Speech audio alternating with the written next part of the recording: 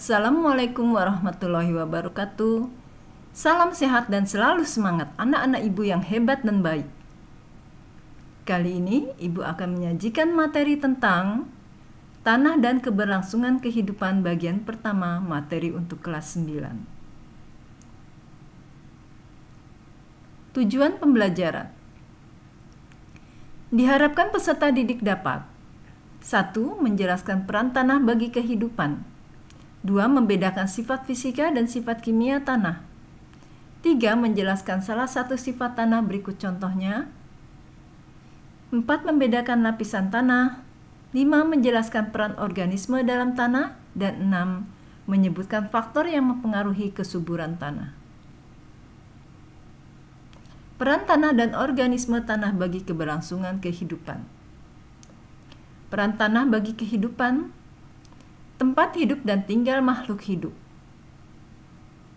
Penyedia kebutuhan primer tanaman seperti air, udara, unsur hara, dan penyaring air. Penunjang kesehatan dan penyedia keperluan manusia. Penyedia kebutuhan sekunder tanaman seperti hormon, vitamin, dan asam organik. Membantu akar melakukan penyerapan dan pengolahan zat hara, serta resapan dan penyaring tanah.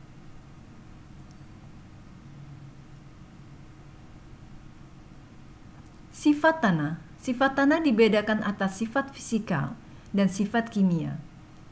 Sifat fisika meliputi tekstur tanah, struktur tanah, porositas tanah, dan warna tanah. Sedangkan sifat kimia meliputi derajat keasaman atau pH tanah. Sifat fisika tanah. Tekstur tanah merupakan besar kecilnya ukuran partikel yang menyusun tanah. Tekstur tanah berdasarkan ukuran partikel dibedakan atas tanah pasir dengan ukuran 2-0,05 mm. Tanah liat lebih kecil dari 0,002 mm, sedangkan tanah lempung ukurannya lebih kecil dari 0,002 mm. Tanah yang subur memiliki perpaduan antara tanah pasir, tanah liat, dan tanah lempung. Struktur tanah merupakan sifat fisik tanah yang menggambarkan susunan ruangan partikel-partikel tanah yang bergabung menjadi satu dengan yang lainnya membentuk gumpalan kecil. Jenis struktur tanah dibedakan atas granular, gumpal, prisma, tiang, dan lempeng. Lapisan tanah. Perhatikan gambar. Lapisan tanah teratas adalah horizon A, terdiri atas campuran dari pelapukan batuan dengan berbagai tekstur, organisme hidup, dan zat organik. Horizon B merupakan lapisan yang memiliki kandungan zat organik lebih sedikit dibandingkan dengan lapisan di atasnya. Horizon C merupakan lapisan yang tersusun atas batuan yang berperan sebagai penyedia material untuk tanah bagian paling atas. Sedangkan horizon D merupakan lapisan tanah yang tersusun atas bebatuan yang padat, keras, dan sulit mengalami perubahan.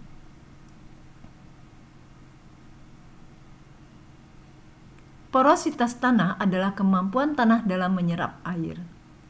Semakin padat tanah, maka porositas semakin kecil karena tanah yang padat sulit untuk menyerap air. Semakin tanah mudah menyerap air, porositas semakin besar.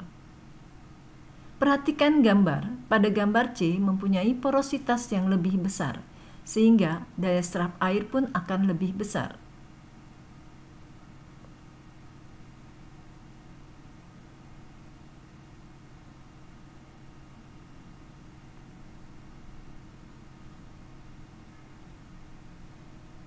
Perhatikan tabel ukuran porositas dan kualitas tanah. Porositas dinyatakan dalam prosentase. 0-5% dianggap jelek sekali, 5-10% dianggap jelek, 10-15% dianggap sedang, 15-20% dianggap baik, dan di atas 20 sangat baik.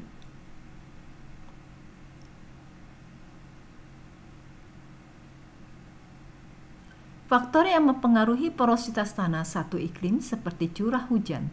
2. Struktur tanah seperti kadar liat, pasir, dan debu yang dikandung tanah. 3. Ada tidaknya perkembangan struktur granular seperti lapisan tanah dengan struktur remah. Warna tanah merupakan ciri fisik untuk lebih dikenali. Perbedaan warna tanah dipengaruhi oleh kandungan bahan organik yang terdapat di dalamnya. Semakin gelap warna tanah, semakin subur tanah tersebut. Perhatikan gambar. Pada gambar tampak tanah yang subur berwarna hitam. Sifat kimia tanah. Tanah yang subur memiliki kadar pH yang normal 6-7. Tanah yang bersifat asam mengandung unsur aluminium, besi, kalium, dan mangan yang kurang baik untuk kesuburan tanah. Tanah yang bersifat basa mengandung unsur fosfor, molibdenum, dan tembaga yang kurang baik untuk kesuburan tanah. Perhatikan gambar. Gambar berikut menunjukkan tanaman yang mengalami keracunan akibat unsur tersebut. Gambar A, rumput yang mengalami keracunan besi karena tanah terlalu asam. Gambar B, tanaman yang keracunan kalium karena tanah terlalu asam. Gambar C, tanaman yang keracunan fosfor karena tanah terlalu basah. Dan gambar D, tanaman yang keracunan tembaga karena tanah terlalu basah.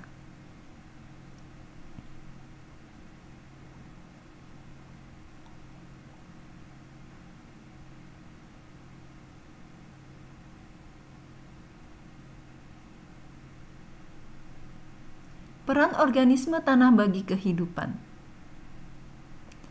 Organisme tanah yang dapat menguraikan bahan-bahan organik yang berasal dari sisa makhluk hidup, seperti bakteri, contohnya adalah nitrobakter, jamur, contohnya adalah mycorrhiza, dan hewan, contohnya adalah cacing tanah. Peran organisme tanah bagi kehidupan. Deskomposer. Organisme tanah yang dapat menguraikan bahan-bahan organik yang berasal dari sisa makhluk hidup seperti daun basah, ranting, jasad hewan yang mati. Reaksi kimia dalam tanah. Bakteri dalam tanah yang terlihat dalam proses penguraian materi organik seperti nitrobakter. Pengurai polutan dalam tanah. Sebagai agen biologi yang dapat membersihkan polutan atau bahan kimia dalam tanah seperti herbisida.